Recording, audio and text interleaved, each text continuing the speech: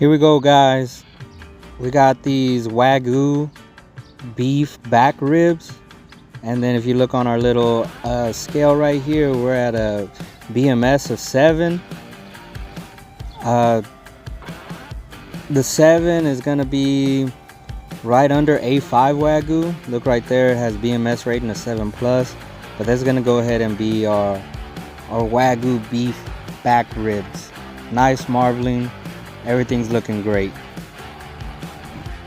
So here's a quick look at our beef ribs again. Before we get into this whole video, I want to thank everybody who's come along through the journey, and if you haven't, please like, subscribe. Let's get into it.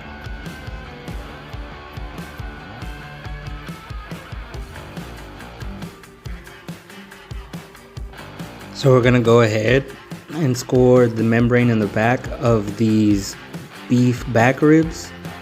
And to score, we're just gonna go ahead and slice diagonal one way and then slice the other. I really wanna keep the membrane on here because these beef back ribs are well known to kind of fall apart on these longer cooks. Because if you can tell, more of the meat is inside the bones instead of on top of the bones. So this membrane is just gonna go ahead and help us out, keeping everything together, keeping everything nice and tight. We're gonna get this piece of meat super tender, so we're gonna keep this membrane on here.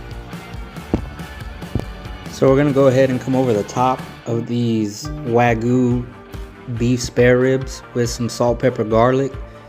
Just for reference, we're using kosher salt, and then we're also using 16 mesh black pepper.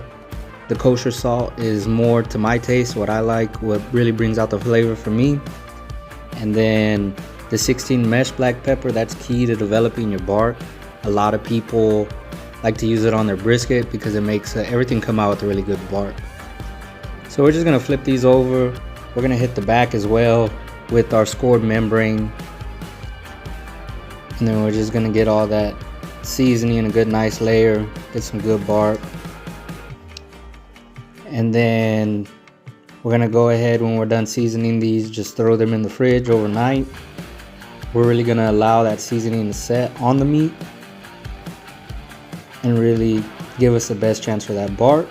And you cannot forget to season the sides of your meat. Don't ever forget that. It seems like something that's can go without, but to me it's just crossing your T's, dotting your I's. So we're back at it in the morning. We got our grill temp at 226. We already got our grill grates cleaned, the water pan set up, everything ready to go. So what we're gonna do right here is we're gonna go ahead and throw our meat on this grill and get started. So we got our Wagyu beef ribs on the pit.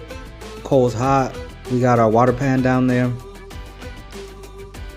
and we are set to start smoking. Just a quick updates on the channel. This is probably gonna be our second to last Weber kettle video on this series, and then we're gonna go ahead and move to the offset and pellet smoker. To everybody, you know, who's out there smoking on different equipment. But yeah, we're gonna go ahead and cover this up. We'll probably check on this in about 2 hours, look at the bark, see if we need to spritz it, see if it's dry, see if we need to, you know, pivot and make any other changes. But other than that, we'll go ahead and get it closed and let the smoke roll. So we've been smoking for about 2 hours, sitting at 239 on the grill temp.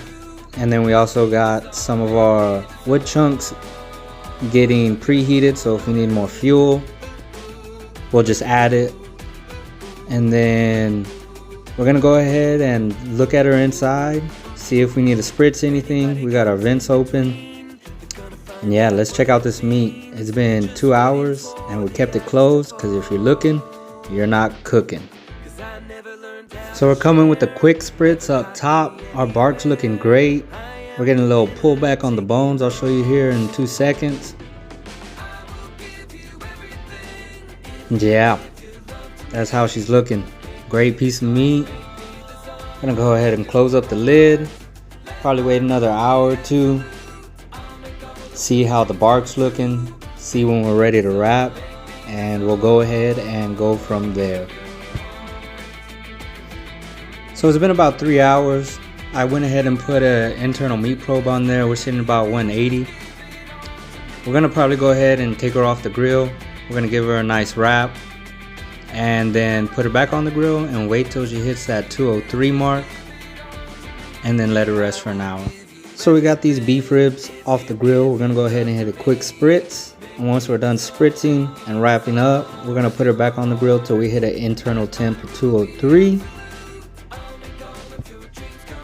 So we got her back on the grill, fire hot, new wood chunk in there. And then we're gonna go ahead and find a nice place to probe this meat. Like I said, we're tracking it to around 203. And then we're gonna go ahead and pull her off. But yeah, at this point, she's almost done. We're just gonna cover her and we're gonna wait for that number to hit that 203 mark. And then we'll go ahead and pull her off. We made it to the 203 internal temp.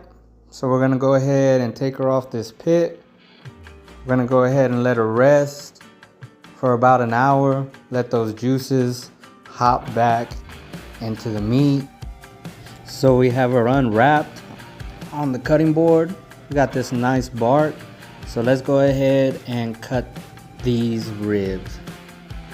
So we got these flipped over. We're gonna go ahead and slice a couple of these right here. Just when you're cutting, be wary, these bones run all sideways and everything. So look at me right here struggling. These bones are running pretty crooked. It just depends on the different cow. Yeah.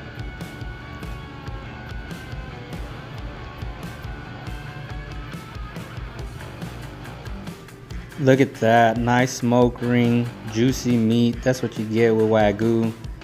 On the other side, same thing, nice smoke ring. And again, I like to compliment my own smoking, but these are Wagyu ribs. I would expect nothing less than this.